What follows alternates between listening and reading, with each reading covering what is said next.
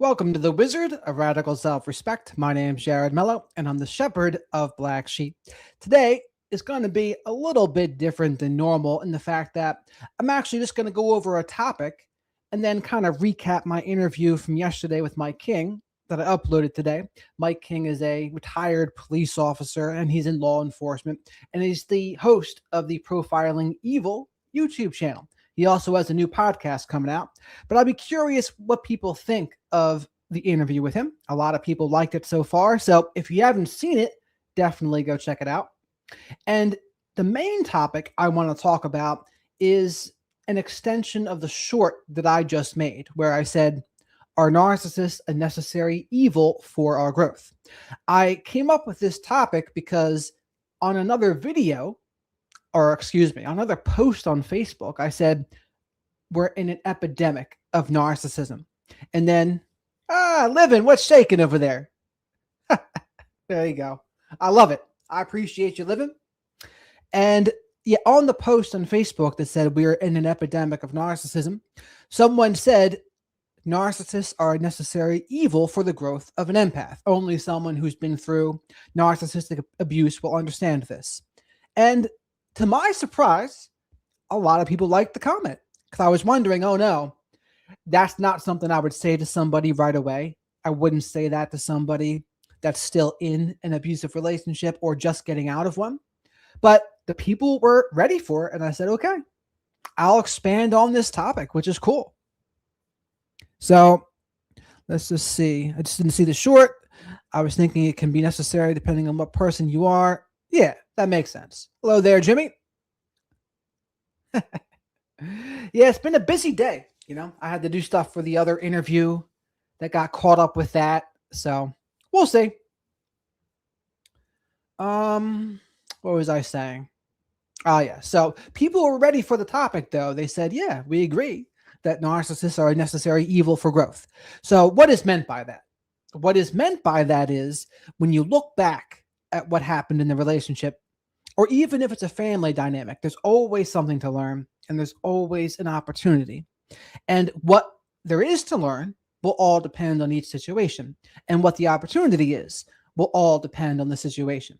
In my life, what I did was, after a romantic relationship with one, I asked myself, what could I have done differently to prevent this from happening? The answer I came up with was practicing radical self-respect. And the reason I came up with that answer is because what I did in the relationship was I overlooked red flags. I tolerated disrespect, and I didn't walk away when I should have. Why?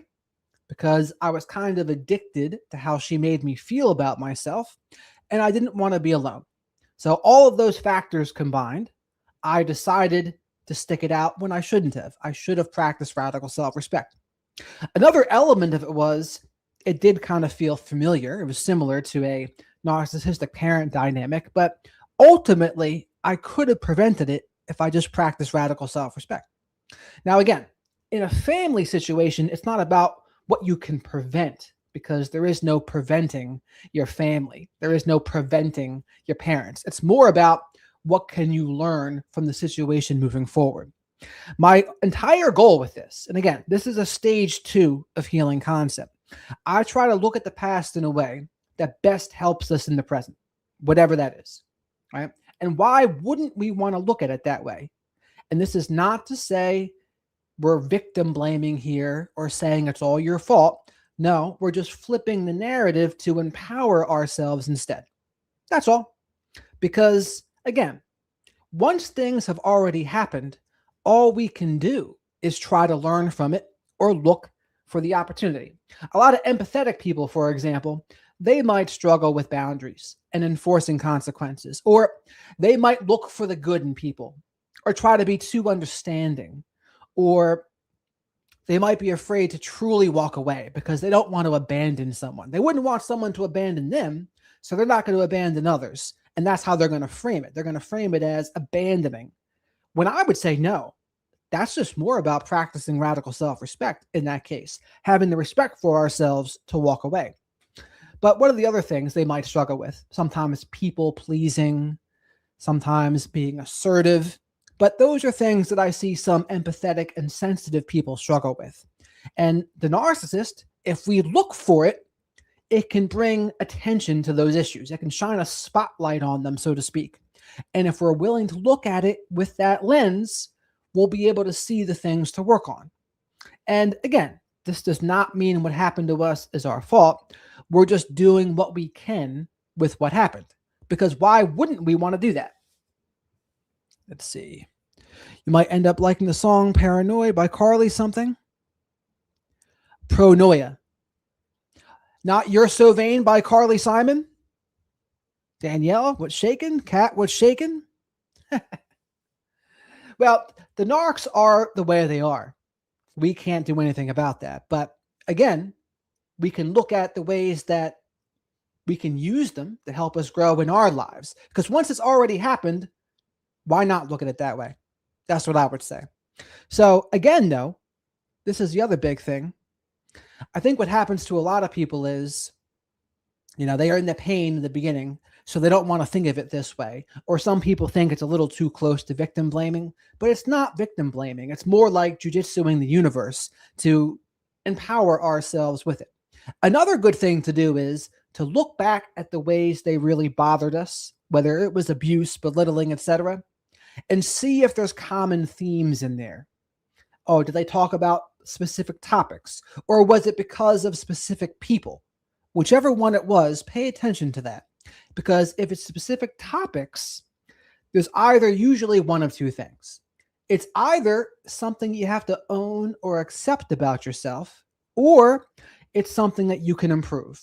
And why do I say it this way? Because it wouldn't bother you so much unless there was something to it a lot of times. And that's what to reflect upon.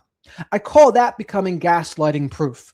When we own everything about ourselves, our vulnerabilities, our insecurities, and then we try to improve the parts of ourselves we can, that is becoming gaslighting proof. And that's how we disempower the narcissistic people. When there's nothing they can say to us that could even bother us anyway and hurt us, we win. That's the ultimate form of victory. But again, this is a stage 2 of healing concept. People aren't going to get here right away, and that's understandable. It takes some time. It takes some time to get to this place. The other thing to think about is, say it's really just a terrible scenario. It's not about choice. It's not about anything along those lines. It's just a bad scenario. What then? I would say then there's still something that you can use as an opportunity. You can try to maybe advocate for people in your situation. Maybe it's SA or trafficking. You're not going to look at it through that lens in the same exact way, right? You're going to think about it a little bit differently, because it's not about what you could have done. It's more like, no, this is just an awful situation. So you can advocate for better laws. You can try to support victims. And I think this part of it really helps us to heal and recover too, because when we give back what we've improved upon in our own lives, that's how we grow. To me, that's one of the best things to do. Let's see here. Honey, how are you? Livin says, what if the whole reason that we're here is so we can dive into our fears? What if all the demons in our lives only want to open up our minds? Yeah, and that's a good way to see it. If we can see it that way, it'll be much less likely that it really bothers us anyway, right? What comments did I miss here? Danielle says, I used to be a people pleaser. I don't do much of that anymore because I realized the error of my ways. And usually when it comes to people pleasing, it's about specific topics or it's because of specific people. Because sometimes people won't be a people pleaser with some people, but they'll only struggle with it with certain people. And that's something to reflect upon too. Why? Why is it this person? Often I have found with people pleasers it's because they're afraid that person will abandon them or be really angry at them if they keep it real. It's usually one of those two things. But if you truly accept yourself and you realize, here's the thing about being a people pleaser. When you're not a people pleaser, you might lose friends. And people might leave you. But here's the thing. If they leave you just because you speak your mind and you keep it real, that is not your tribe. Those aren't the people for you.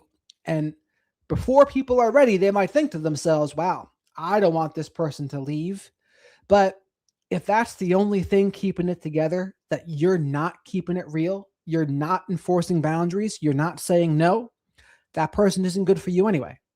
So when you don't people please, the right things happen. You'll find the right kinds of people. You'll find your tribe, whether it's a flock of black sheep or whatever it is. But that's what I see a lot of people struggle with people pleasing. Sometimes it's they're trying to get people to see them in a certain way. They're like, oh, I want to be seen as this nice, caring person. Sometimes. I used to be a people pleaser. Cat was once lost and now she's found. Right on, Cat. Good for you, girl. Jimmy says, yeah, good way to figure out. That's exactly right. Spot on. I was just watching this Jody Hildebrandt documentary on Netflix, A Case of the Abused Became the Abuser. Ah, that's an interesting dynamic there. So what I would say to that is, do you think they were always capable of that? Or did the abuse just bring it out? Or is it more of an environmental narcissistic fleas type thing, or psychopathic fleas? They became like their abuser. Interesting, right?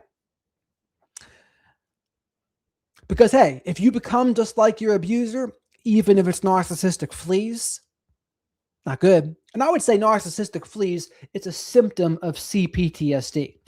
From prolonged exposure to either a narcissistic parent or a narcissistic relationship, you can develop CPTSD.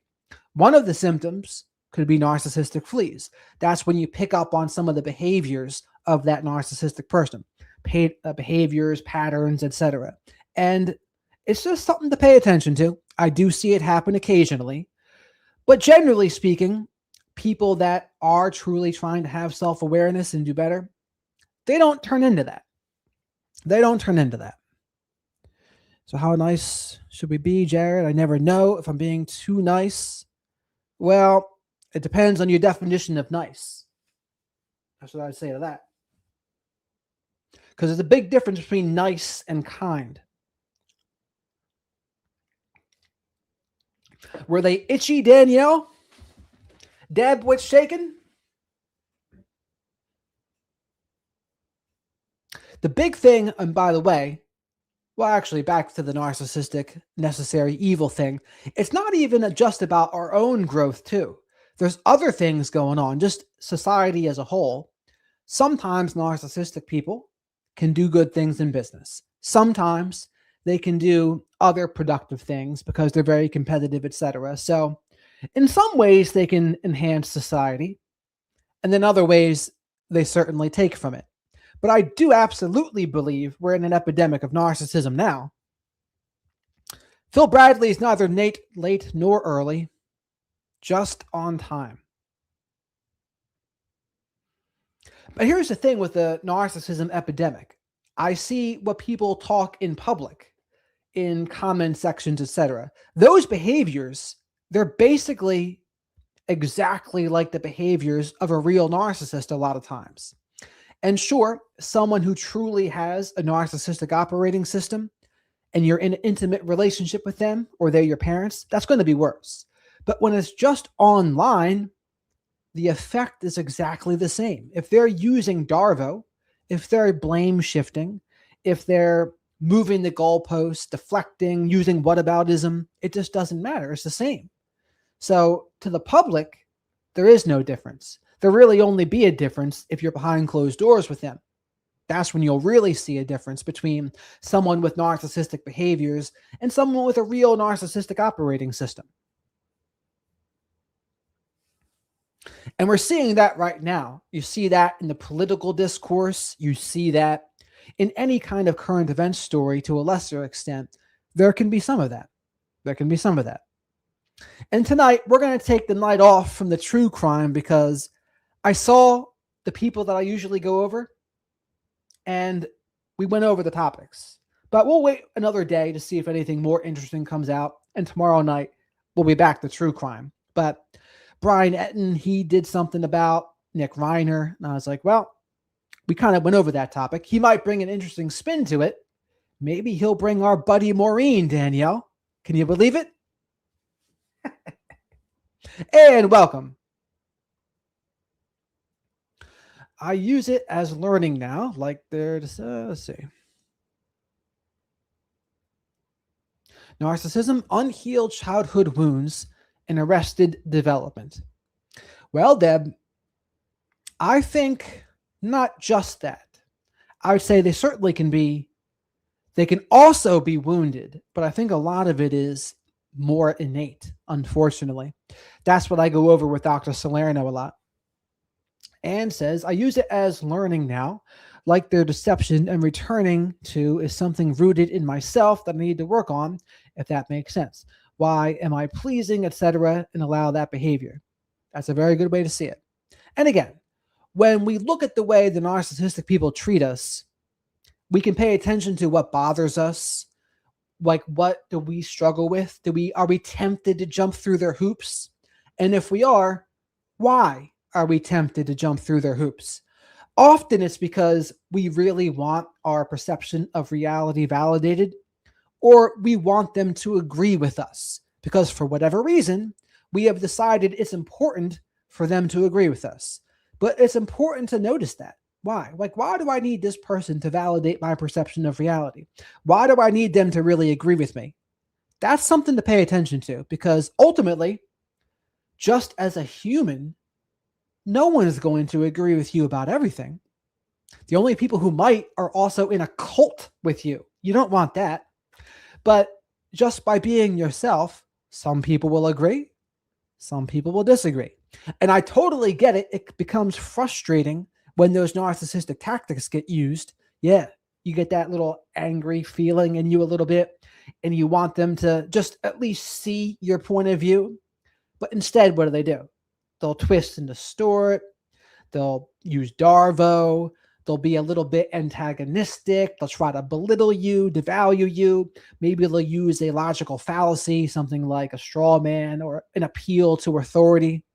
And this is an example for me. To this day, some people will still say to me, "Oh, Jared, what are your credentials? What are your credentials to be having any kinds of opinions?" And it usually annoys me because I know what they're doing. If we're having like a back and forth and they throw that out, what they're trying to do is appeal to authority in an attempt to dismiss what I say without addressing the points. Now, if someone truly does want to know, I do have a duty to tell them, yeah, these are my credentials. Been to school for addictions counseling, mental health counseling. But most of what I know is from my own experience and learning from other professionals. Like, that's my duty to tell people. I'm not supposed to be withholding that. That being said, when people try to use it as an argument against me, that can be annoying, but I've had to work on the emotional self-control just to say it. Oh, this is it. These are my credentials. Take it or leave it. And the people for you, they're going to find you. Let's see what else here. Thank you, Jimmy. Actually, I don't want you to meet my narcissist twin sister. LOL, stay away from that crackpot. What is Danielle's sister like? That's what I'd like to know. Turtle, welcome. I feel this every day in following and that's where it's the most important to understand this stuff, honestly, to be consistent. And you'll see it. You'll see the tactics, and you see both sides do them depending on the issue. They're never as covert as they think. It can be irritating when others don't see it as clearly. It's like, did you even listen to the words they're saying? Yes. I think some people just hear what they want to hear. Or if it's political, they just want to agree with their team. Deb says, are you the youngest or oldest then? That's a good question for Danielle. I'm 3 minutes older than my fraternal twin sister. And fraternal twins, 50% of the same genes. Sam, welcome. How are you, Sam, by the way? If you needed help with something, today's stream is the time for that because we have time today. I know you said before you were going through a couple things. If you want to talk about them, you can. And we'll try to help you out here as the flock of black sheep that we are.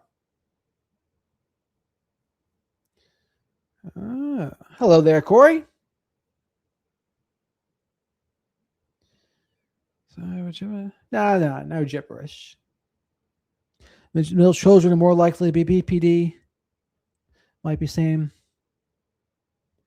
Yeah, I mean, the birth order doesn't really mean much about it.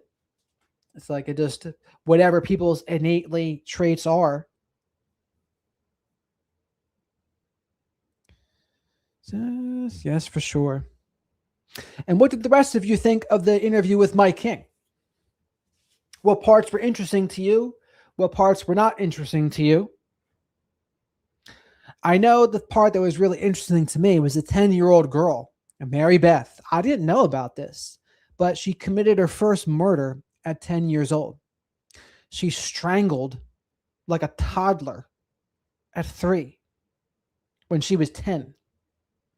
And then she like carved something into his stomach. And then she went to the guy's house afterwards and asked the mother to see him in the coffin because they didn't think it was her.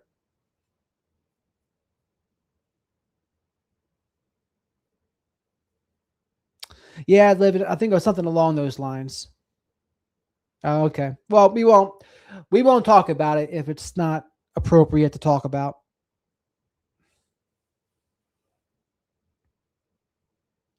"50% the same genes, and my sister's is carrying on the family curse of being real mean and crazy immature. Not good, Deb. I've been working, so didn't finish it, but I do remember that case. I think it was in like the 60s that happened, right? The 60s or 70s. And then she got out of jail when she was only 23. And I thought to myself, if you're already that far gone at 10, doing those kinds of things, is there any turnaround from that? I asked Mike. He didn't really have an answer for it. But it makes you wonder if they're that dark and that have that little empathy and are going to be that much of a predator, can you change?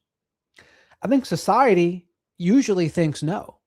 I mean, if you do something that bad, you're going to jail for a long time. The only variable in her situation was she was only 10.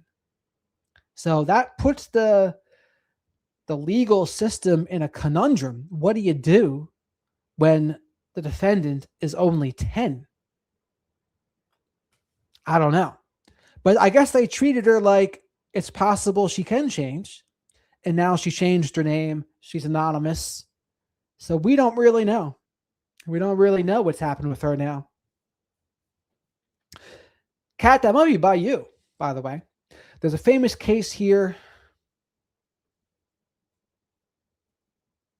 There's a famous case here in the UK, Jamie Bulger, a 3-year-old who was kidnapped, tortured, and unalived by 2 10-year-old boys. So those two and Mary Beth there, quite the trio, aren't they, Kat? Danielle says, in my family, my father was a malignant narcissist and sociopath. My mother was more empathetic, but still a bitch. And my twin sister was like their guard dog. It's more of like a flying monkey. Is that what she was? Hello there, Risk.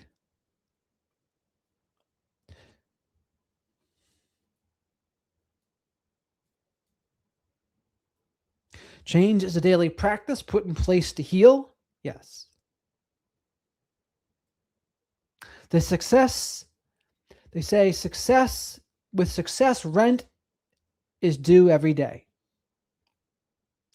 Her asking to see the coffin always turned my stomach. Like, yeah. I can only, you know what it reminded me of, Living, is an East of Eden, Kathy. If you know the book East of Eden by John Steinbeck, she did something similar at only a little older than 10, I think. And so that's exactly what it reminded me of. There was a lot of grooming in my family. The goal was to get us children to grow up to become horrible people. Well, that doesn't sound very good.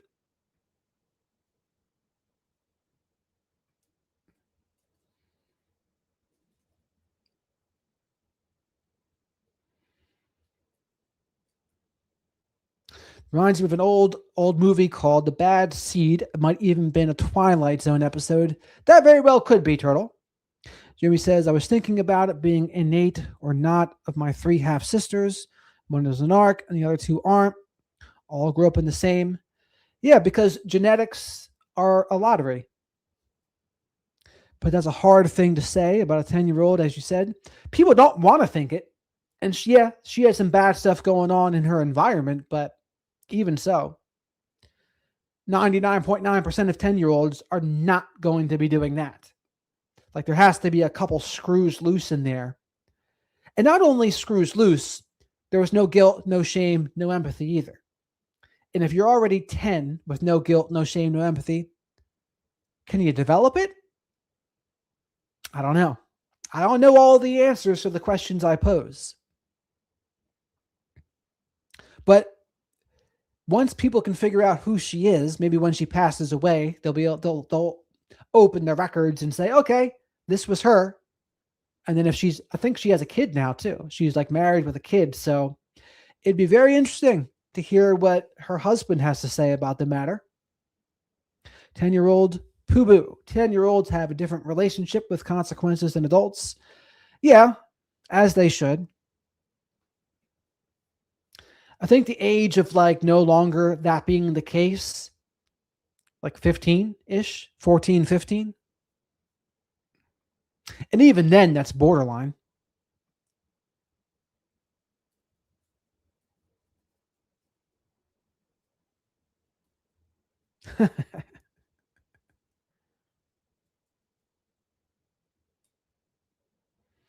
Yeah, there is. And that's a very interesting case study, isn't it, Livin? To figure out maybe this is what I'm thinking about doing, actually. I'm going to try to get the child of the BTK killer on the show, the daughter. She's written a couple books. And so, for the backdrop of that story, the BTK killer was a church leader, a Boy Scout, and he also worked with code enforcement. So he was a respectable member of society. He was married and had a daughter. And of course, in the narcissism space, what do we say? We say narcissistic people, in particular coverts, can be a completely different person behind closed doors than they are in public. But with him, the scary part was his wife and daughter had no idea. They just thought he was a loving husband and father. Little do they know, he was convicted of killing at least 10 people. So honestly, that's got to like rock your core of your gut feeling of, wow, the person that I thought was a loving father and husband was not, and actually was a serial killer. I mean, what do you do with that? Imagine if that's your father as the daughter. That is just wild, right? So I'm going to try to talk to her and see how that goes. Siobhan Scott, I still have not reached out to her yet. I do need to. That'll be tomorrow. Now that I did the Mike King one, I'll talk to her. I'll reach out to her tomorrow. I'm then going to talk to my friend Gwen. She lives in the Middle East, although she's not Middle Eastern. But she wrote a book called Unbind Me, which I think you'll like. Danielle says, my covert narcissist twin sister was the golden child of the family, and I guess you could call her flying monkey as well. My brother was also a flying monkey. My big sis was a scapegoat black sheep. Oldest child black sheep scapegoat, huh? Interesting. A lot of times the oldest can be the golden child, but I wonder why it was that way in your dynamic, Danielle.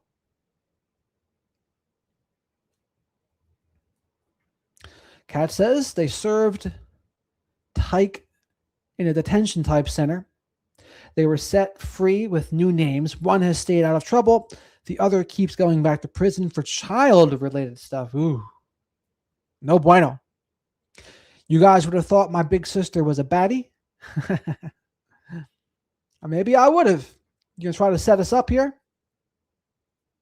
Actually, no. I'm gonna I'll ask Maureen on a date. I'm like, hey, Maureen. I'll try to set up, I'll be a matchmaker, Danielle Maureen. She's another person I'm going to try to invite on. Got to find a way to reach her. Put your money where your mouth is. Nothing wrong with that, Deb. Remember the teenage girl that killed the little girl? Yeah, that was bad. I know there was a teenage girl that convinced her boyfriend to end his own life. That was pretty bad. So I worked at a psych facility. What was that like for you, Turtle? What was working at a psych facility like? I used to work at a behavioral center for teens. It was mostly for addiction stuff, though. But that was wild because depending on the kid, some of them were absolutely personality disordered, some of them oppositional defiant disorder, some antisocial, some borderline, some histrionic. And I still remember a lot of those kids too, because I was only there about a year. But there was this one girl who was 16. She was basically the mom of the family. Like she had a mother, but the mother was worse into drugs than she was. So she was a tough personality. And at 16, she was kind of holding the family together. So what would you call that? You call that parentification, role reversal. I definitely reprogrammed myself for sure. Got to put in some good programming, Danielle. And that's wild, isn't it, Risk? That's a hot statement, what you'd say about success and rent being due. That's what they say. They say success isn't owned, it's rented. And rent is due daily. That's the quote. I said it wrong before. So what it is success isn't owned, it is rented, and rent is due daily. You ever seen the movie The Good Son with Macaulay Culkin? I have not. I like Macaulay Culkin, though. He's a good actor.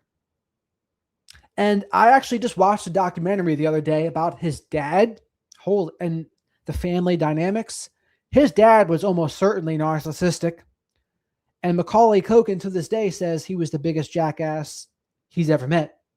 The meanest, most abusive jackass there ever was. So, because they all wanted his money. I mean, Macaulay Culkin, there was Home Alone. I think he did a movie or two before Home Alone. But he was basically the lead at what? How old was he in the show? 8 or 9? But he was able to carry the movie? Like, that's pretty insane. But when you get that popular and have 2 movies, Home Alone 2, what was the other one he was in? There was another one with a girl he was in. Let's ask ChatGPT real quick. How old was Macaulay Culkin?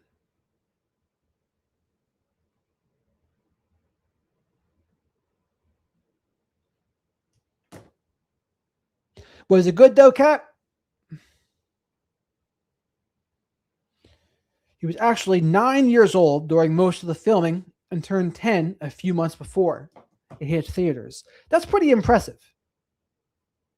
Yes, Tooth 5. You did miss the last couple. This one's more of a chill stream, though. We'll be back to true crime tomorrow night. Also, check out the interview with Mike King. Talked about evil, some serial killers, some predators. He was your little brother. Yeah, I could see that too, Deb. I think he was. But that's how Michael Jackson befriended him, though. What happened was he was so alienated, he didn't really have his own family for support. His mom and dad were fighting over his money. And so he had nobody. His life was just so different. He couldn't relate to the kids. And then Michael Jackson swoops in. And he's like, oh, guess what? I relate to your struggle, because the same thing happened to Michael Jackson. Michael Jackson's father, Joe Jackson, created the Jackson 5. Ooh. Yeah, he did. He didn't want to be typecast, right? Which makes sense. That's amazing. That's the one. Cat knows all the names. My girl. I'm not sure, Sam. So many adults in Hollywood become so bizarre. Imagine being a kid in that fantasy world with, yeah. I mean, a lot of them don't turn out all right. Look at the girl from Nickelodeon. Look at the other dude from Nickelodeon that was just popular for being homeless. Not too good. Actually, the Christmas I was thinking about that movie, I wasn't as clever as he was, but I felt like that Home Alone kid forgotten. He was pretty clever. I've heard of that show, Evil Lives Here, but I've not seen it. If you're an actor, you have to be really careful with the rules you choose, otherwise, people really think you are the role you played. Well, if you're someone like Daniel Day-Lewis, you do method acting. Jared Leto tries to do method acting, but he's not very good at it. He's no Daniel Day-Lewis. Ever notice everything inside the Home Alone house was green or red? I'll have to go back to see it. Maybe a Christmas theme.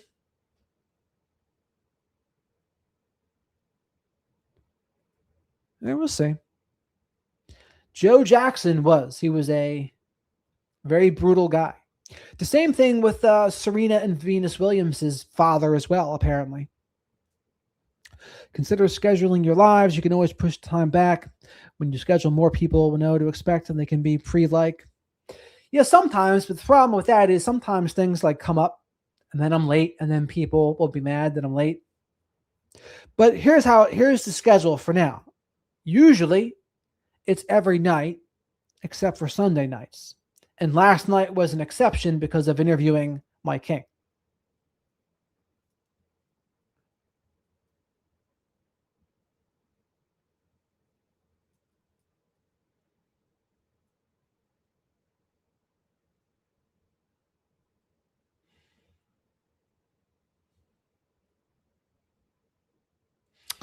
Yeah, some people do say that, Danielle. Some people do say that. So method acting is when you are that role. You become that person in every hour of your life, even when you're not in front of the camera. And you do it so that you're more authentic in the role. So examples of Daniel Day-Lewis doing it when he was in Gangs of New York as a butcher, he worked as a butcher for several months before the film. There was another movie, he was a shoemaker, and he became a shoemaker for several months.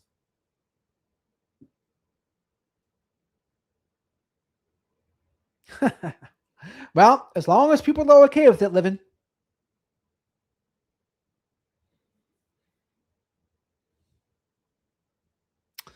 Kat thinks all the guys are hot. Richard Grannon, who else?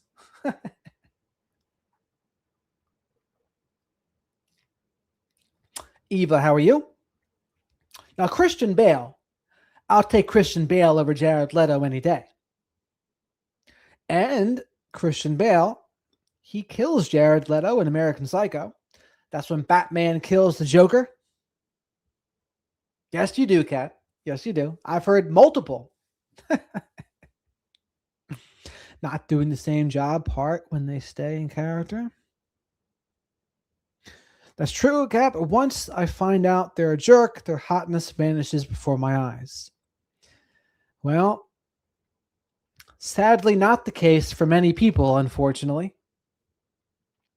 Puba says Hollywood personalities have the advantage of being insulated by wealth. They can say what they are thinking. They may suffer consequences, but not typically poverty. Yes. Do you ever make that reservation to Dorcia's? That's going to put my next dating profile. Looking for my forever date to Dorcia's. And anyone who gets it would be a +1 in my book.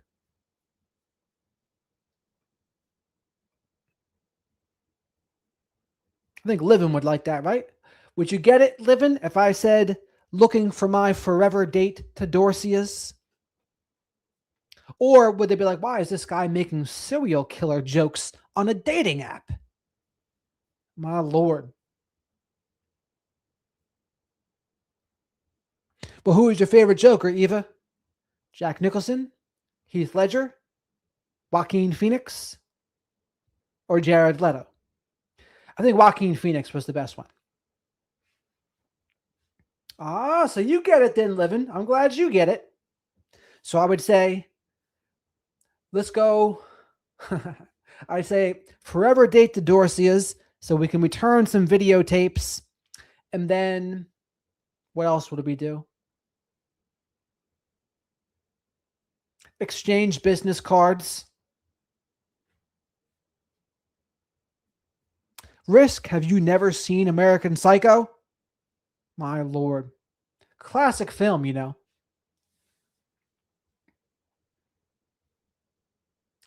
It is Turtle, but depending on the woman, some might get creeped out by the American Psycho jokes. But the right kind of women, they'd appreciate it. Danielle would be my forever date to Dorcius.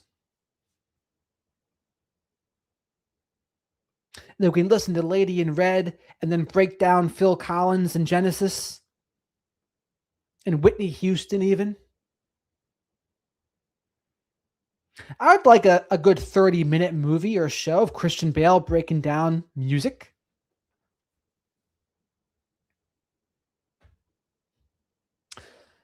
Well, yeah, you're a good chunk of change away. So you should know about Dorcia's. Dorcia's is the pinnacle of American Psycho civilization, the best restaurant that you need to call 3 months in advance to get a reservation.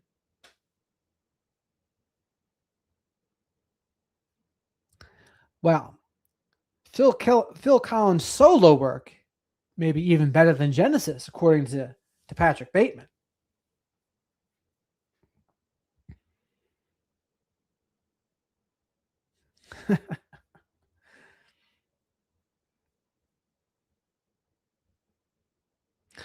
To build publicity? Yeah, okay. Okay. But you see, I just have a good memory when it comes to music and movies. So if I've seen the movie, I'm on it. I'm on it. And while all of you are here as well, who would you also like to see me interview? So on the docket, I got my friend Gwen. She wrote Unbind Me. I'll reach out to Siobhan Scott. She's the person that we see on Hidden Killers with Tony Bruschi. I'll see if I can reach out to Maureen. Who else? Ashley Banfield? Nah, I don't know if she would come on. Actually, I'd rather talk to Brian Etten than Ashley Banfield, actually.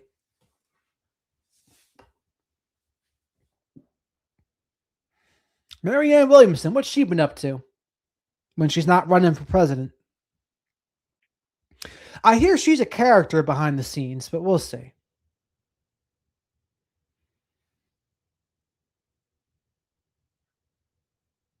That is correct, Eva. Mark Hamill in the cartoon Batman, he was Joker's voice. And looking back, they actually had domestic violence in the Batman cartoon. Batman would freaking slap the hell out of Harley Quinn. And I would think to myself, wow, you would never see that on TV today. All right, so Jimmy votes Etten. Maureen the ex-cop, former FBI agent Turtle. Don't be downplaying my girl Maureen.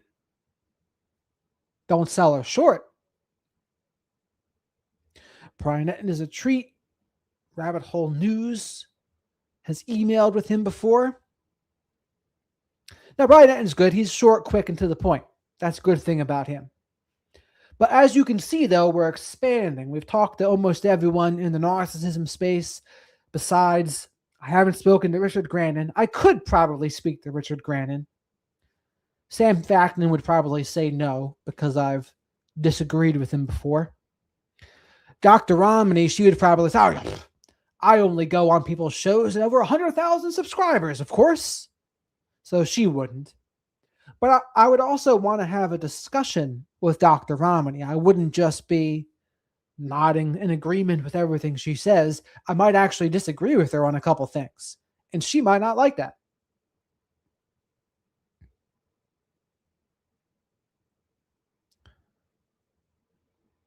Yes, because she's was a Green Party, no? What I heard about her was she was pretty nasty to people behind the scenes. Now, granted, Any politicians, you see them behind the scenes, most of them are probably going to be nasty in some way.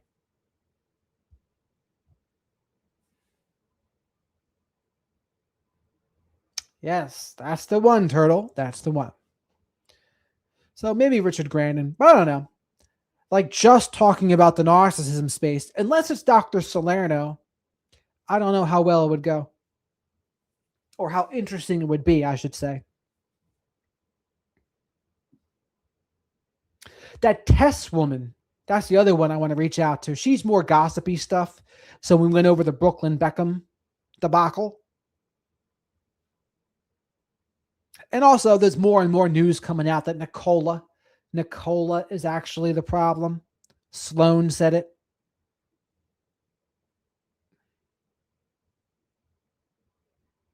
Yes, we do, Danielle. Yes, we do. We like that Maureen knows how to explain something without acting like she's the queen or holier than thou. She addresses your intelligence as she explains things to you, as opposed to the other person, Doctor's Catherine or whatever. People did not like her. Ooh, not at all. So again, we're going to go around the spaces, right? We're going from space to space. We've been in the narcissism space, then we'll go into the true crime space, and then maybe that'll lead us to the gossip space, and then maybe that'll lead us to the political space. You never know. But what I'm doing is we're working on being able to talk to as many different kinds of people as possible.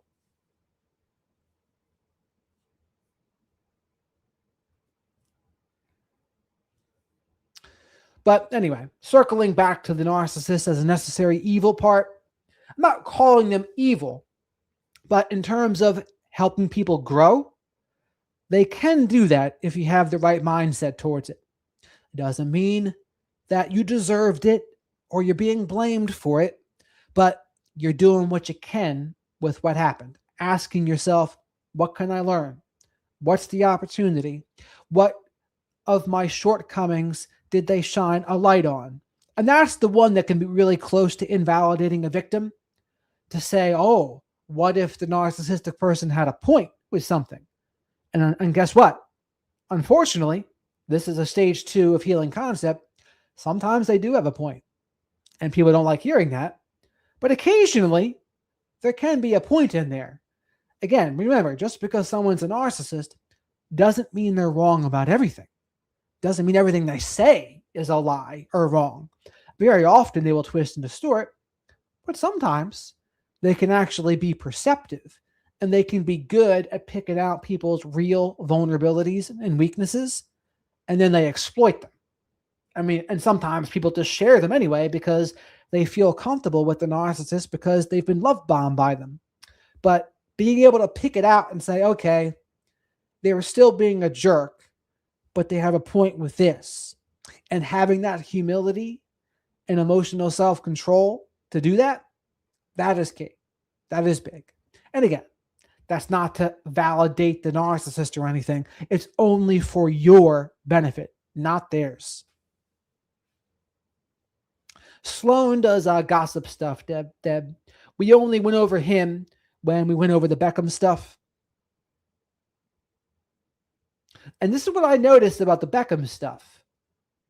When I called out Victoria, especially on Facebook and Instagram, people don't have a problem really when I call out men. I could say a man is narcissistic all day. Most people are fine with it. But I bring up a woman sometimes, and that gets a little iffy. Then people all of a sudden say, what are your credentials? Why are you talking about this? You're dangerous. You're dangerously talking about people. Shouldn't you not be doing this? And I think to myself, dude, do you watch HG Tudor? This is all he does.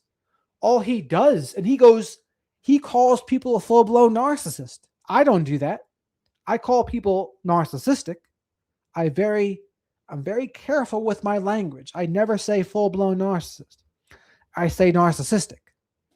But you call out a woman and people get, Yes, living, they can be bright twice a day. But what I mean, sometimes, like when they try to criticize you for something, it might not always be wrong. There can be something to learn in it sometimes. Maybe not even the majority of the time, like a minority of the time, but it can be the reality. It can be. But again, I'm not going to say that to somebody in stage 1 of healing. I'm not going to say that to someone who's still in an abusive relationship. But when someone's a little bit removed and they know, okay, Jared's on my team here, he's not trying to invalidate me, he understands narcissism, he has my best interest in mind. So once someone is aware that, okay, this guy's safe, then maybe you can say something like that. If you think it's true. If you think it's true. It is interesting to notice narcissism around social media. Restraint is needed. Tons of narcissistic behaviors on social media, Turtle. Tons. And again, online, it's really hard to know the difference. I mean, what's the difference between someone with narcissistic behaviors and the narcissistic operating system? There's none. They look exactly the same online. You'll only know if you go behind closed doors with them or spend more time with them. Yeah, there are some, Danielle. People will just get a little more sensitive about it when it's a woman. Now, the women who understand completely are the ones that had narcissistic mothers. They get it. They know. Because, okay, yeah. But the ones that maybe just had a narcissistic romantic partner that was a guy, like when I say narcissist, most people just think about the narcissist they have in their minds. So there's no fight about it. Oh, that person. I know they're a narcissist, so it's fine. But when you mention someone else, and this is what happens in current events, you mention someone, there's going to be pushback. And that's just like real life. In real life, what happens is the narcissists have their defenders. So when you talk about current events, it's actually more similar to real life because there's going to be more debate about it. So that challenges people, I would say. Song Bits, how are you? Cheryl, I'm glad you left them. Hey, Jared and chat. Thank you again for the 5 gifted memberships, Song Bits. How was your birthday? And what did you think about the interview with Mike? Oh, have you ever watched Pat the Profiler? I have watched her once. Now that you mention it, Turtle, I haven't watched her for a while. Has she not been talking as much about these cases? I think we went over her with Nick Reiner, I think is what it was. But I liked her. I liked her from what I can remember. I just forgot about her, honestly. I'm glad you reminded me.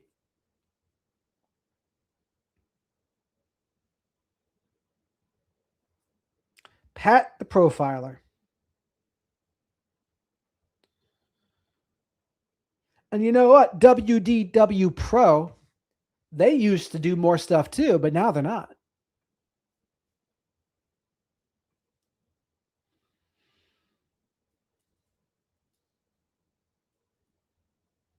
Congrats, Cheryl. Jared offers one-on-ones if you ever need. Thank you very much for that, Livin. That is very true.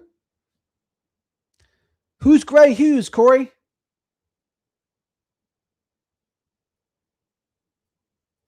Meghan Markle is the exception. Say, Cheryl, you did the right thing. We know it was hard, but you did the right thing. Yeah, it takes courage to take that first step out.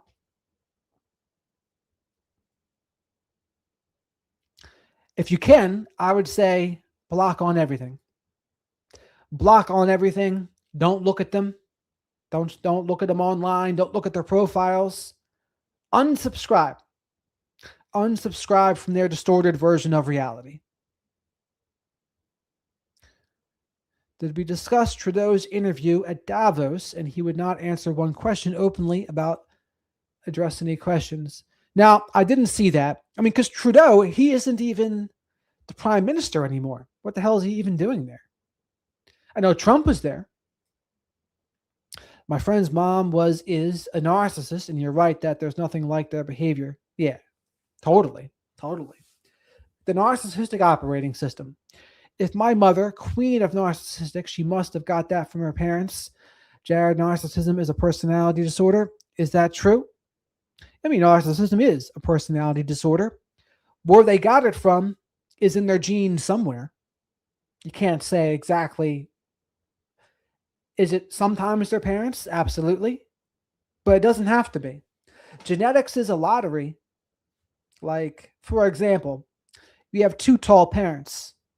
The likelihood that children will be tall is fairly high, but not 100%. Why? Because it's more of a lottery. There can be some recessive genes in there of someone who's smaller. The percentage chance is lower, but it's not impossible. And I think it's the same with narcissism. You could have two parents that aren't narcissists, but somewhere in that gene pool, there's a cluster B. There's a cluster B in there, and then the kids can get a piece of that. I've seen that happen. Less likely, but also possible. I've been seeing some of that song bits. What do you think about the au pair case? Well, here's the other thing, people. I'm trying to think, what other cases would you even like to see me go over? Because it's the most popular by far to go over the Nick Reiner case. Second most popular, Michael McKee. Occasionally, I talk about some Candace Owens. That actually started me doing the current events lives, by the way.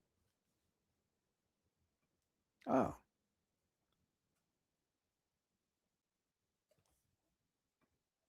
To Thrive, thank you.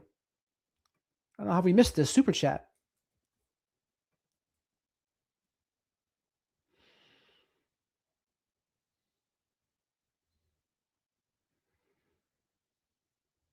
Well, I can't find it, but I'll read it. If narcs do speak truth, it's done with malice, not love. Very correct. That's a great point. They say it's tough love. In reality, they're criticizing, controlling, and demeaning you. And that's exactly right.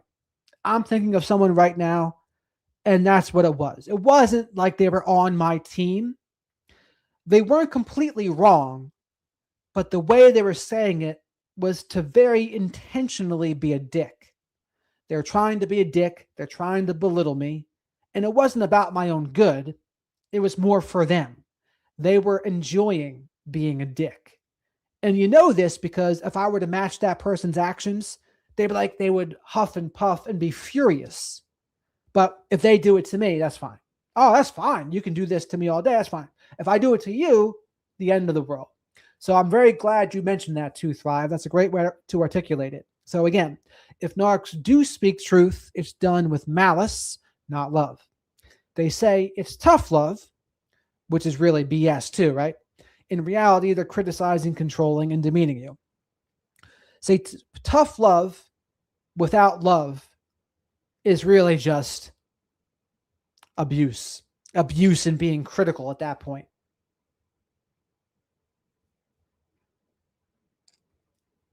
So hopefully you're still here, Tooth 5.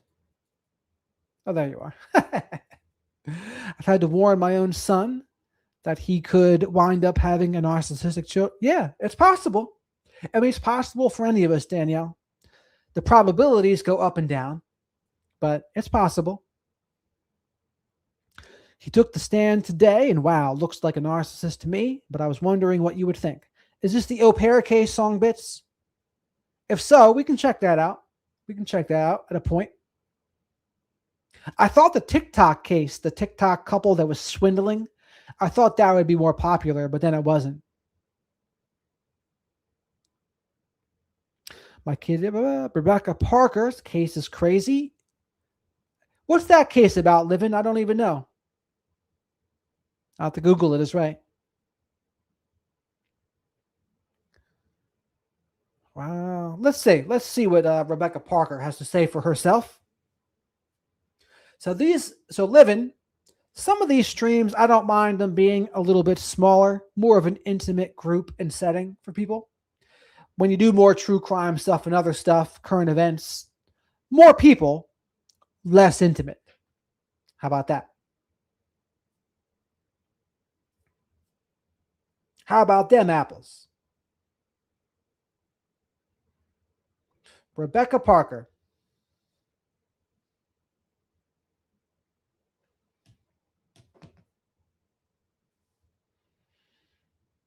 postmenopausal, Danielle? Are you in your 50s? Yep, Songbits is the one, Turtle. And it was her birthday the other day, too. 2 days ago. Moi. Narcissism is an evil abuse you really can't prove. Some people say my narcissistic aunt is the kindest person. See, that's the worst. It's what I made a video about the other day. A lot of people, they just don't see it because the narcissistic person doesn't abuse everyone. They abuse their targets, which is obnoxious for their targets because you see a side of them that no one else sees. You see them being a dick. Other people, they see the version of the narcissist that is all about impression management because they're trying to control their image. Is it Rebecca Ann Parker living? Oh, Rebecca Park. That's a big difference.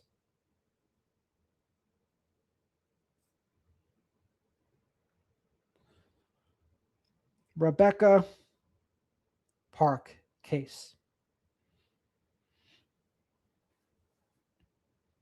52. How you feel at 52, Danielle? What the fuck happened to my thing? Defense asked judge to dismiss charges in Rebecca Park murder case. Here's why. Defense attorneys say the prosecution failed to provide evidence despite deadline. Interesting. Wexford County, Michigan. The defense. Well, here's the other thing about that, Danielle. It's like, do people still have like a sex drive post menopause? Or is that like, that just depend? What channel is the Laura Richard? Is she on YouTube? That's another good question, Songbits. Let's read this. Wexford County, Michigan. The defense attorneys for the couple accused of murdering Rebecca Park, a mother who was found dead in a forest, have asked a judge to dismiss the case.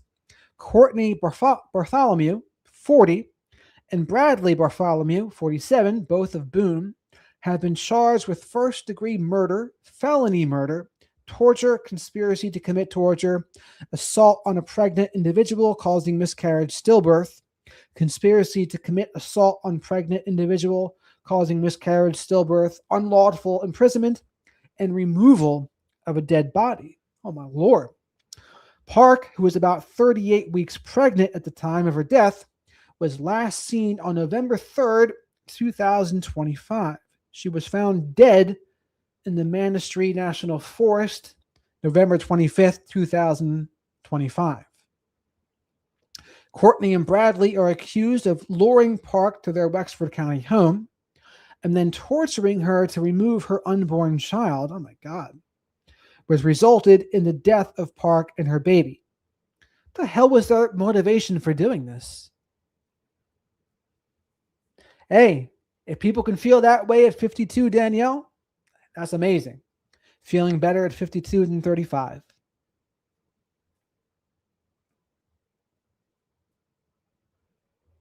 Yes, I'm reading right now, Living. That's insane. Oh, interesting, Turtle. Interesting. Psalm 59 and crazy song bits. I love it. We're only as old as we feel, though, right? I mean, I'm 40. I'm about to be 41 March 3rd. But what was their motivation, Living, did they say?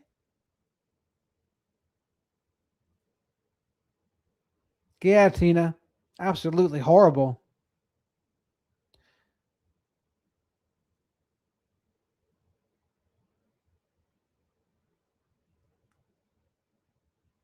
It's her mother. So the Boone people is that person's mother? I could miss that part.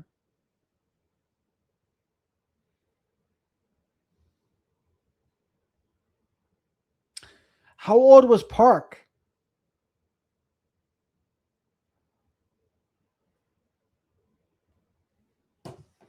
Yeah, Living. How old was Park when it happened? Rebecca Park. I would have more of a sex drive if men weren't such jerks. The second I see a handsome man, I think to myself, it's not worth it. Don't even bother. Why you had that kind of stinking thinking, Danielle? Don't you know what Henry Ford says? Whether you think you can or you think you can't, you're probably right. Or whether you think they're a jerk or you think they're great, you're probably right. Jared Ford invented that one.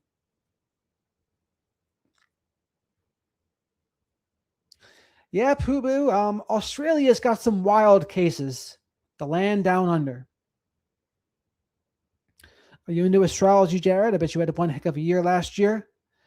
Yeah, it was a pretty interesting year for me. I mean, I'm a Pisces. I don't know that much about astrology. I know Pisces can be similar. And I've noticed Scorpios are similar because often they're very dominant personalities. That's insane, Livin. Livin, how old are you? She wanted her baby to claim as her own. She was sleeping with her daughter's boyfriend, who used to be her boyfriend. Oh my God, there's like a trailer park thing. And her sister was also sleeping with the boyfriend. Holy mackerel.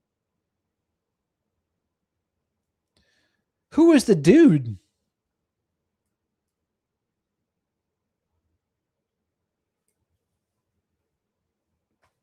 Well, let's see. We can pop something up here.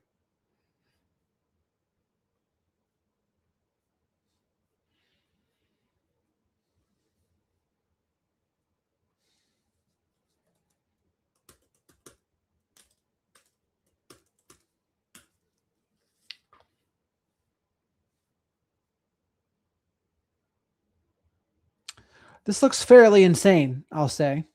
But let's see. No, we're not going to watch Hidden True Crime.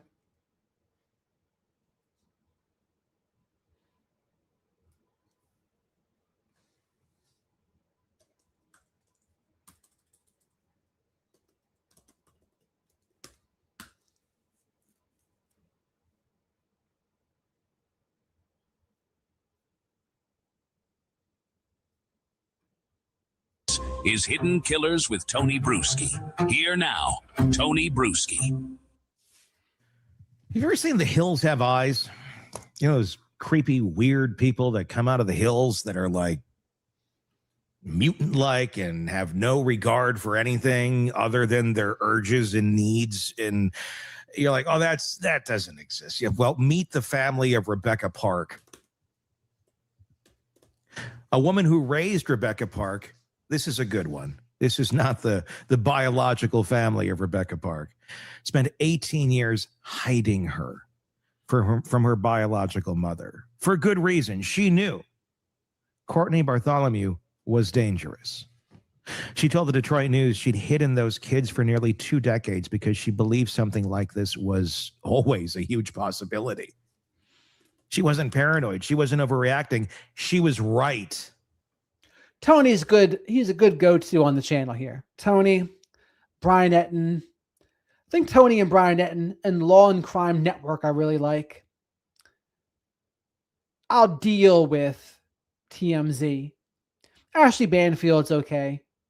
She gets a little long-winded for me.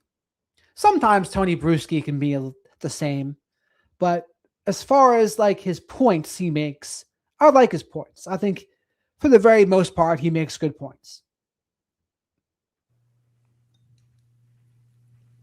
And on November 3rd of 2025, Rebecca Park, 22 years old, 38 weeks pregnant, days away from delivering her third child, was allegedly lured to her biological mother's home in Boone Township, Michigan. According to court documents, the story was simple. They were going to get laundry soap and ice cream. Courtney would bring her right back. Rebecca never came home. Her phone was found on a 2-track road less than 200 yards from the Bartholomew residence. For 3 weeks, volunteers combed the Manistee National Forest while Michigan State Police and the FBI assisted in the search. What nobody knew at the time, what we now know from probable cause documents, is that Rebecca was allegedly killed the same day she disappeared. Every search party, every flyer, every desperate social media post happened while she was already gone. On November 25th, a volunteer searcher found her body roughly 2.5 miles from the Bartholomew home, covered in leaves. And I warn you, I said the hills have eyes. This is worse.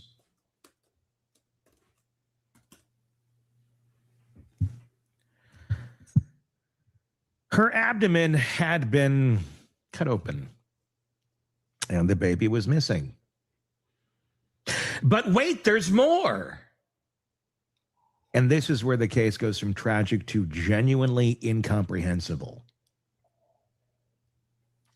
We're going to go through all of this. This is just such a, my God, story. It's like when I first heard the baby being cut out thing, like, what? And then there's this. Before we get to it, I'm going to ask, please, wherever you're listening to us or watching us, hit subscribe so you don't miss our coverage of this story, and leave a comment. I'd love to get your thoughts on this. I can make zero sense of any of this. I don't think any healthy brain can. But your comments on YouTube, would love to see them. Let me walk you through the relationships here because they matter. Rebecca's fiance was a 43-year-old man named Richard Thaler. He's the father of the unborn child. He's also a registered sex offender. It's a whole other conversation as to why, Rebecca, you thought it was a good idea to have children with registered sex offenders. I don't know. I'm not trying to shame the dead here, but I guess when you look at this in a whole and you see where she came from and the people who formed this brain, you go, okay, she didn't have a fucking chance in hell. She's been victimized her entire life. When she did and didn't know it. You got to feel a lot of sympathy for this person, this soul who has been nothing but tormented and I mean, that's it. It's a tormented soul. You can't expect people to make good decisions when they've really pretty much been surrounded by nothing but bad. Court records show multiple convictions for criminal activity involving victims between 13 and 15 years old with this guy, dating back to 2003 and 2015. There's also a 2005 conviction involving an incapacitated victim and a 2015 conviction for accosting children for immoral purposes. So that's Dad. According to probable cause affidavits obtained by People magazine, Thaler wasn't just in a relationship with Rebecca. He allegedly had affairs with both her biological mother, Courtney, and her 21-year-old sister, Kimberly. He was just that irresistible. Both women told investigators they were romantically involved with him. Almost makes you want to throw up, doesn't it?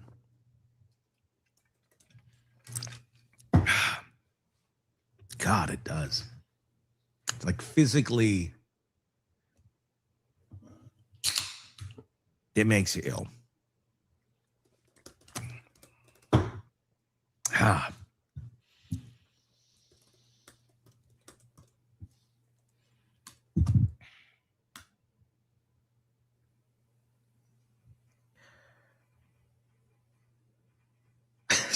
Again, it's one of those stories where it's like, I hope drugs were involved. I really hope drugs were involved, because why else would you make these choices? If your brain is operating on like normal and you're like, this is the guy I got to hook up with. I mean, it makes perfect sense that there was drugs involved too. I mean, meth really can hypersexualize people and distort brains. But again, there's probably an element of something that's already off to begin with, and then you just add the meth, and it just makes it even worse. So it amplifies what's already there. So I wouldn't be surprised. Again, it sounds like a freaking like a trailer park drama or something. No, there's zero hope for that. If there's drugs involved, you're like, well, the drugs played a factor. I mean, and judging by their images, I mean, we don't know, but we do, but we don't. I'm gonna guess there might have been a little meth. It's a little. I don't know. I don't know. Pure wild speculation. God damn, that stuff makes people do crazy shit. So you have a pregnant woman whose fiance allegedly slept with her mother and her sister, the mother who gave her up, the sister who grew up in foster care, the same man. And just when you thought it couldn't get any worse,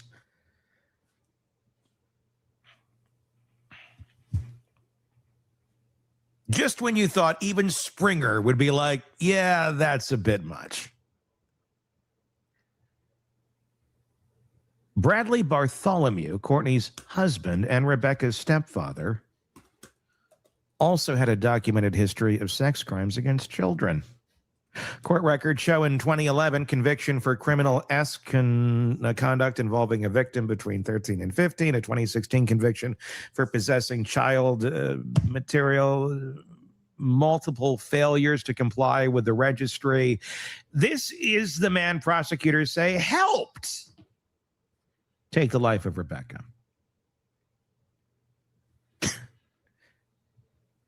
And visit Pure Michigan. Visit puremichigan.org. Remember the old Tim Allen ads? Now, look, Michigan's a lovely place. I lived there for several years by choice. I lived up near Petoskey, Traverse City area, up in the, it's a beautiful area. It really, I don't want to say anything bad about Michigan, but I'll tell you what, you get to some of the rural stick areas, it's kind of like Appalachia, too. There's more militias in this state than any other place. And I'm not getting political here or anything, but there's a lot of very unhealthy thinking going on out in the sticks. Like this, for example. Very insular, very non-worldly, very much, we're good with all this is life. This is how it works, and nobody knows any different. And this is how you create an ecosystem where this sort of stuff thrives and takes place. There's plenty of areas, like really with any state, but there's plenty of areas in Michigan, out in the woods, in the wilderness, where you don't want to break down. It's beautiful, but you don't want to break down. Because anybody coming to help you, yeah. Again, not all of it, but look, anybody who lives there, I loved it there. Weren't so damn cold, I'd probably still be there. But if you're going to be honest, yeah, you get to some areas in that state, and these folks exist. It's like The Walking Dead in some places. But again, also like the video if you're here, subscribe to the channel if you're not already, and comment on the video also when it actually posts. That also helps too. And thank you to everyone who's done it already. I'll say that about pretty much any state in this country. You go to certain areas, it is literally like The Walking Dead, thanks to a little drug called meth. And poor decision makers. It's like Queen, crazy little thing called meth. Crazy little thing called meth. Now let's talk about what the state alleges actually happened here. According to the probable cause affidavits filed in Wexford County's 84th District Court, Courtney Bartholomew picked Rebecca up from Farlow's home on November 3rd. The cover story was ice cream and Tide Pods. You got to wonder with folks like this if it's like ice cream and, do you have a scissors? Sprinkle this Tide Pod on. Isn't this great? I know, it's now with Oxy. I love it. Is this sherbet? The Oxy goes great. Yeah. I'm using the free and clear Tide. It's less filling, tastes great. No, they were actually going out there to do laundry or to get Tide Pods for laundry and ice cream. That's the story. I mean, that's what Rebecca thought was going to happen.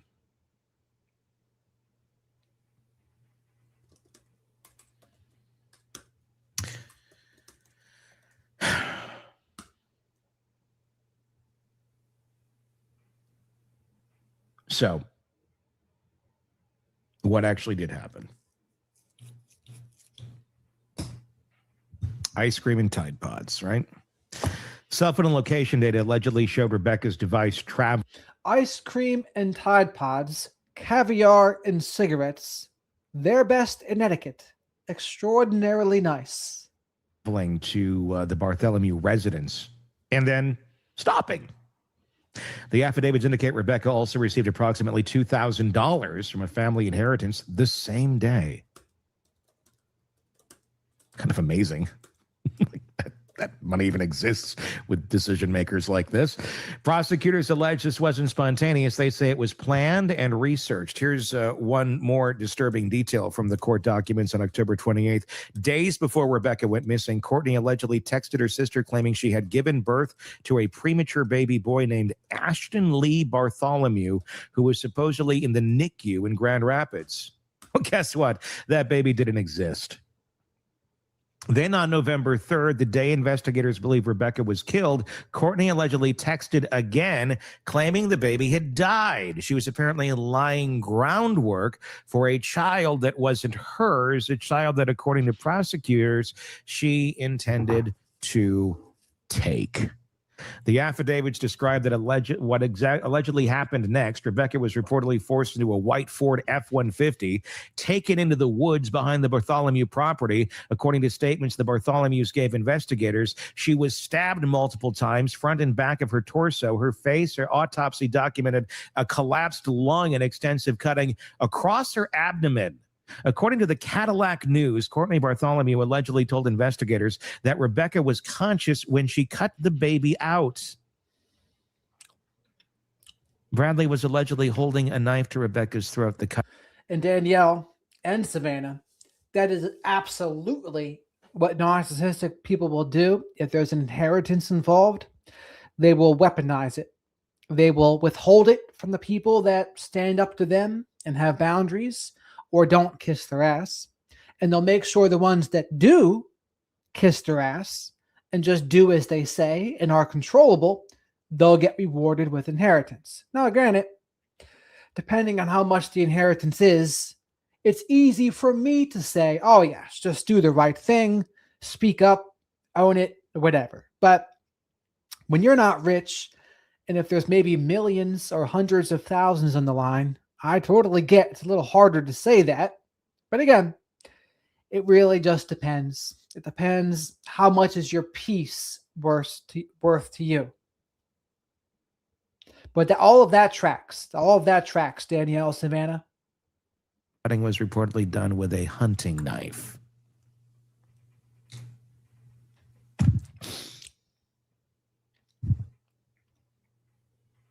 What the hell goes on? What was going on in the trailer that these people, because I'm getting just random guess. Random guess, it was Sunnyvale. But there was no Officer Leahy to step in and go, let the liquor talk, stay back, get off that meth.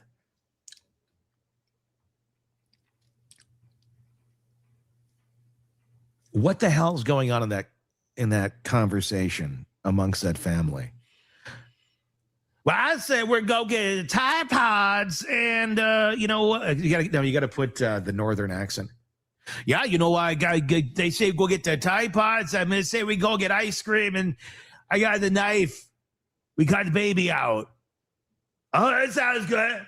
I mean, it feels like these people are probably just a level above grunting in terms of how they communicate with one another. I don't know if you can technically classify them as human beings anymore. I don't. I feel like in some areas of the country and the world, we're creating people that are of another species.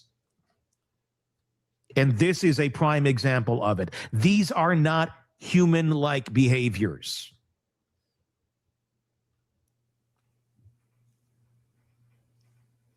Surprise, surprise, the baby allegedly didn't survive the extraction. According to the affidavits, Bradley told detectives that Courtney placed the baby in a garbage bag, then into his blue lunch cooler. That cooler was allegedly kept at the house before being dumped in a residential trash can. The hunting knife reportedly went into a dumpster in Cadillac. The baby's remains have not been recovered. Who else wants to take a bath in Purell now? Rebecca's body was allegedly dragged off the road with a plow cord and covered with leaves. Bradley reportedly cleaned the truck with bleach afterward and helped burn the seat covers to destroy evidence. Both Courtney and Bradley gave investigators multiple conflicting accounts before and after Rebecca's body was found. They pointed fingers at each other. They blamed Kimberly Park. They blamed Richard Failer. They suggested various other people. Cell phone records and search warrants returned allegedly contradicted their initial denials. Eventually, according to the affidavits, both placed themselves in that truck with Rebecca on the trails where she died. But here's the thing about their statements. They don't agree with who did what. Courtney allegedly claims Bradley stabbed Rebecca, held the knife to her throat, ordered her to perform the cutting, then slit Rebecca's throat and dragged the body. She reportedly told detectives she said of the baby that he stuck it in a cooler and threw it in the trash. She claims she was trying to save the baby. Bradley allegedly told a different story. He reportedly said Courtney stabbed Rebecca in the truck and used a scalpel in the woods. He allegedly told investigators his wife was jealous that Rebecca was always bad-mouthing her. Oh, that bitch. Then Courtney wanted the baby for herself.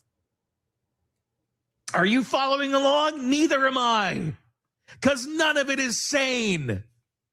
Both versions end with Rebecca dead in the woods and a baby in a lunch cooler. Neither version makes anyone look innocent. Both But so, not to be too graphic about this, where did the cutting out the baby come into play? What was their goal with that? Are they thinking that the baby can survive outside of the womb of the belly? Or are they just being ridiculous and they have no idea what the hell's going on? And they're just being sadistic morons. Like, but that's the part I'm not quite clear on. Is it just like a distorted meth thought? Oh, yes, we can do this and it will survive outside of the womb, outside of the belly. I don't know. I mean, I guess these are them in the background. I mean, they look like troubled folks there. Bartholomews now face 8 felony charges each: first-degree premeditated murder, felony murder, torture, conspiracy to commit torture, assault on a pregnant individual causing miscarriage or stillbirth, conspiracy to commit assault, unlawful imprisonment, the removal of a dead body. 6 of those charges still carry potential life sentences, and a partridge in a motherfucking pear tree. They're being held without bond, and the judge has prohibited them from communicating with each other while in custody. God, let them communicate. Let's let them and record it. That would be something to hear, wouldn't it? It would be just as fascinating. It's like, and these are the sounds of whales communicating in the ocean. We're like, wow, that is so fascinating. To hear these people go back and forth, and it's like, a baby could have a commissary Skittles baby. Like, wow. These are the evolution of humankind going back to the Neanderthalic type state. It's a new thing we're witnessing in society. A regression into cavemen. That would be fascinating. In a really weird sick. That's the weird thing about druggy folks. You wouldn't think they would care that much about having a kid, having a baby. Wouldn't that get in the way of what they want to do? But it goes to show you also, everyone has a different fuel source. What's their fuel? What's driving them? So meth can be. But once you're on meth, then usually you want the next thing. What's the next thing? Sometimes the next thing is sex. Sometimes it's porn. Sometimes it's money. Sometimes it's gambling. Sometimes it's power status. What is it? But you give someone a substance, unless it's dope and they're just doing nothing, and then the goal is get more dope. But the thing with dope is it energizes you at first, and then you chin to chest, the dipping, they call it. But with meth, there is no dipping with meth. You're awake, you're up, which is more dangerous because now you're under the influence and wide awake and have lots of energy, and your thoughts go a million miles a minute, and whatever mental health conditions you have, it amplifies them and makes them worse. And then what? Then you get a story like this, where it's like, what the hell were they thinking? They're just not very bright. They're not very bright.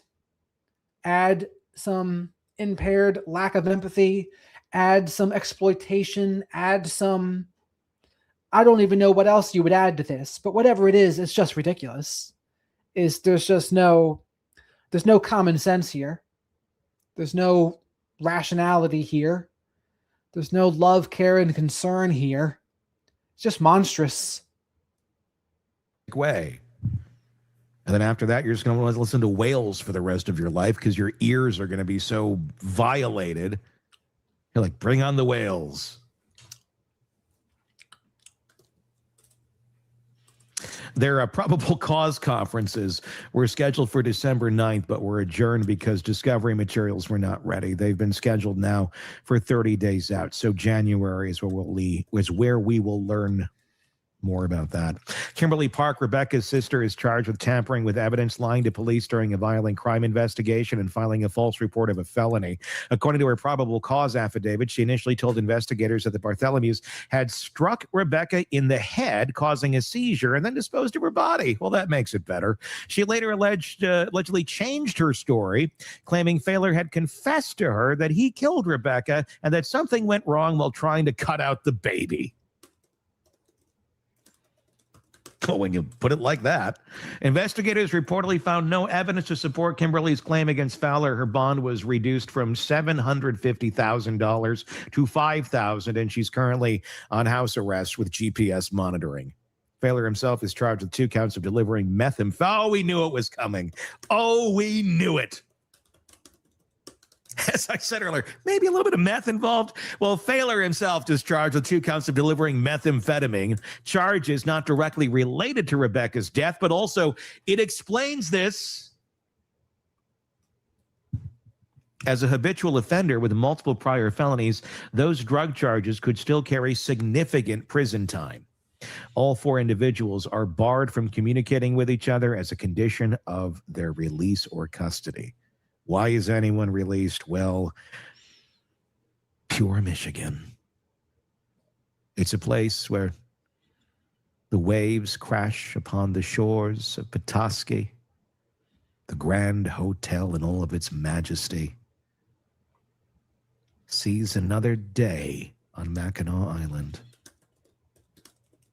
And babies get cut out of women's bodies in the woods by their Neanderthalic families as they all sleep with one another.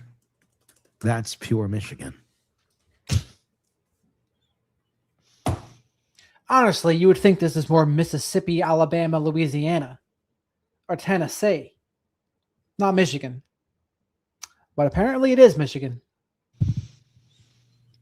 They don't run those ads anymore, do they? Or Florida.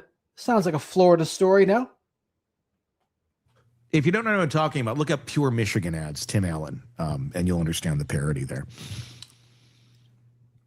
It's important to note, and I'll say this clearly, these are allegations. The Bartholomews, Kimberly Park, and Richard Fowler are all presumed innocent until proven guilty in a court of law. The prosecution bears the burden of proving guilt beyond a reasonable doubt. What I've described comes from probable cause affidavits and statements made by prosecutors in court. These documents outline the state's case. They are not evidence of guilt. But the facts that aren't in dispute are devastating enough. Rebecca Park was a 22-year-old mother of 2 little boys, ages 2 and 3. She was days away from having her 3rd child. She's been removed from her biological mother's care as a young child and raised by Stephanie Park, who adopted her and her siblings after the state terminated Courtney Bartholomew's parental rights. According to Stephanie Park, Rebecca knew she couldn't raise her kids the way she'd been raised. She wanted to make sure her children would be safe and loved no matter what happened. She'd already arranged for her adoptive mother to have access to them. Those 2 boys are now being raised by Stephanie Park. So is Kimberly's 1-year-old daughter. 3 small children trying to make sense of something no adult can explain. And the further away from this ecosystem they can be, the better their odds will be. Because let's be honest, if Rebecca was still around, you got 3 young boys, and the male influence is a convicted serial sex offender. It wasn't going to end well that way either. Maybe this, if there's any weird silver lining to all of this, maybe it's that these children can be moved far enough away from this madness that they will not repeat the cycle. Maybe that's it. If you're trying to find, and in no way am I saying this is a good thing that Rebecca's dead. No, I'm not in any way, shape, or form, but my God. It's been a wild nook of the wood there for Ohio and Michigan recently, huh? So you have this case in Michigan. The Tepe double murder is Ohio. So it's been a wild time for Central America here, huh? Things still going down. In Wisconsin. Wisconsin's a wild place too, I think, for murderers and serial killers. Down the track, we're not going to end well. There would have been more kids in this ecosystem of madness.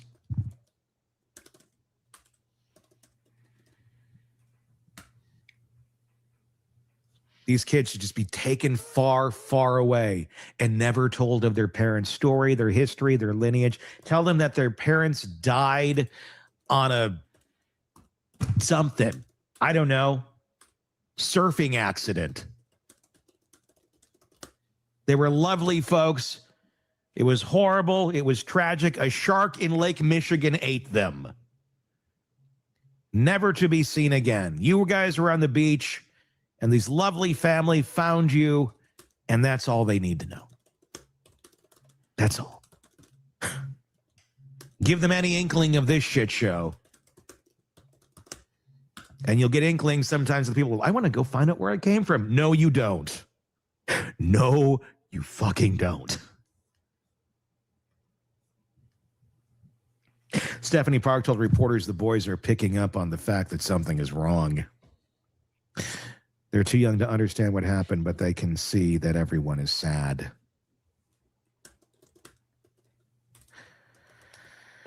A community vigil was held near the spot where Rebecca's body was found.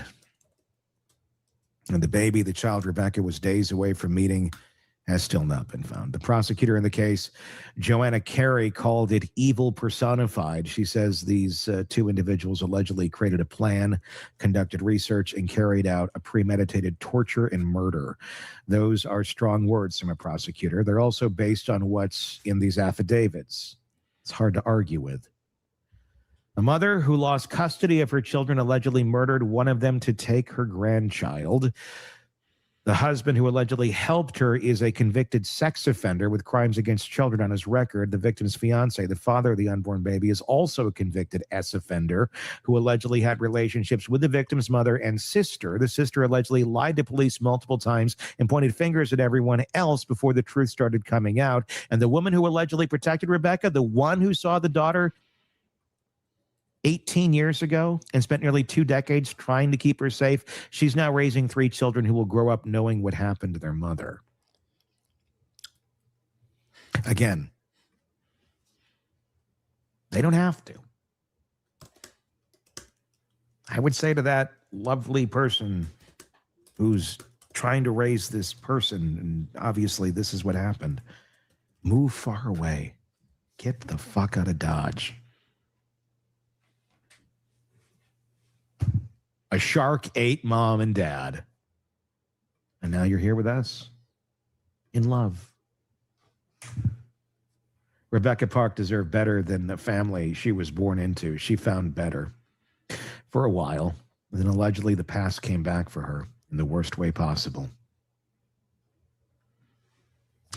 Her surviving sons don't know what happened, but they probably will someday.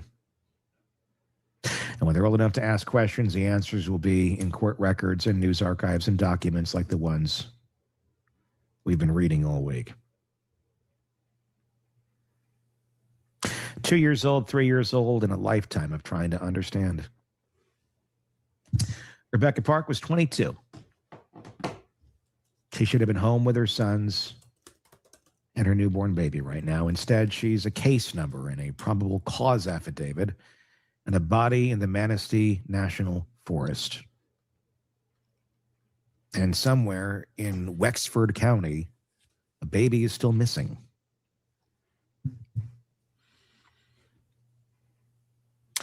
I gotta go take a shower now. God. Your feedback in the comment section on YouTube. Would love to see it. Love to hear it. Looking forward to reading it. And I'll do my best to comment back. Please, let's hear it. While you're on YouTube, a little housekeeping here. Please do press subscribe so you don't miss any of our reporting. We're going to keep following this. If you're on Apple Podcasts or any podcast platform, hit subscribe there too. If you don't mind, if you got a moment, please leave us a review on Apple Podcasts. We really appreciate that. We work really hard to bring you these stories, and a few kind words would be appreciated. Lets other folks know that we exist. So please do on Apple Podcast to drop us a review. Until next time, I'm Tony Bruschi. All right. Just want to go over that case to see what it was all about, because I haven't heard much about that case. But like I said, we'll be looking more into cases because it's really only going to be so much about Nick Reiner and Dr. Michael McKee. So we got to find some other cases to talk about. And I definitely plan on doing more interviews too. But and Danielle, I'd be all about the edibles if I liked weed, but I just don't like weed. It doesn't splice well with the tism for me. It gives me more anxiety, so I don't like it. I would much rather drink a beer, but I don't do that because I get hungover. Alcohol impacts my body now, so I just don't do it. Yeah, seems like it, Tina. This is one of them. But I'll try to find stories that I can actually add some good stuff and insight into, like I've been able to with Nick Reiner and Dr. Michael McKee. So we'll see. Thank you, Savannah. We appreciate you. Where's George tonight, by the way? George is going to get a demerit. Kat, I don't know what happened to Kat. Jolly, I've Miss Jolly. And no Ellie. And no B. We're going to have an attendance list coming up. Nope, we recorded this tomorrow, Phil Bradley. Got recorded tomorrow. And you're actually in the future. It's the future. This is the Twilight Zone, you know? Yep, they most likely are, Savannah. And they will stop at nothing to try to tear you down, probably, and whatever. Not fun. Hot tub time machine, they call us, Poo Boo.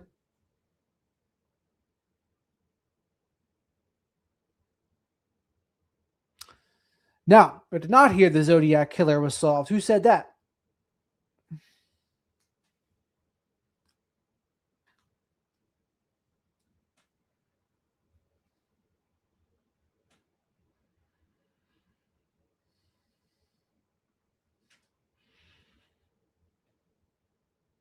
Indeed it is, Deb. Did a TikToker solve the Zodiac Killer case? So 1 year ago, there's a video about that. 6.4 million views. We'll have to take a look at that. Tina, I live in Southern California. Sometimes I go to Los Angeles to do acting jobs. What kind of acting jobs do you do, Danielle? I used to do that too.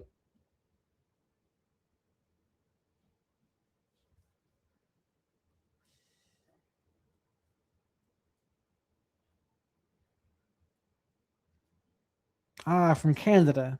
A lot of Canada people here, Savannah. We are very pro-Canada here.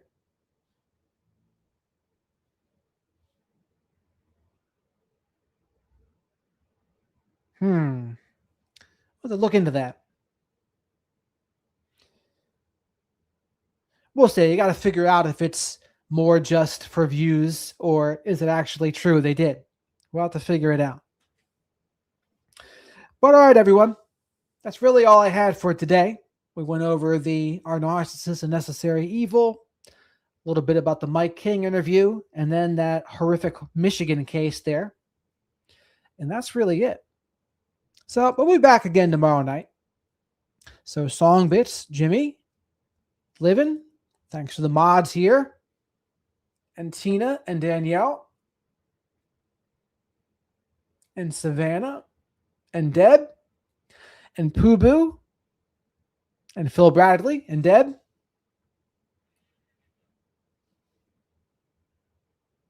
and Charity, can't forget Charity, and Savannah, I'm glad you're here as well. But we'll be back again tomorrow, right, Eva? So everyone,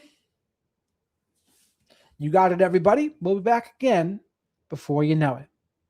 Yeah, that'd be great, Song Bits. Let us know what you think. Thank you, Poo Boo. I'll see you all tomorrow night.